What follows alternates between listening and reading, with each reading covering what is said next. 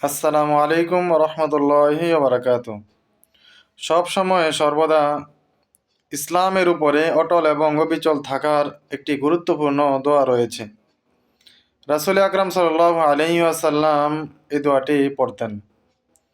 তিরমিজি শরীফের 3522 নম্বর হাদিসে এসেছে, সাহাবী উম্মুল মুমিনিন উম্মু সালামা রাদিয়াল্লাহু তাআলা আনহাকে প্রশ্ন করেছিলেন, হে উম্মুল মুমিনিন, রাসূল সাল্লাল্লাহু আলাইহি ওয়াসাল্লাম আপনার কাছে অবস্থানকালে তিনি কি দোয়া পড়তেন?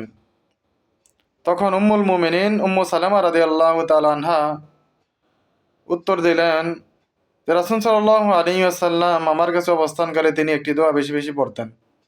সেই দোয়াটি হলো, ইয়া মুকাল্লিবাল কুলুবি সাব্বিত কলবি আলা দীনিক।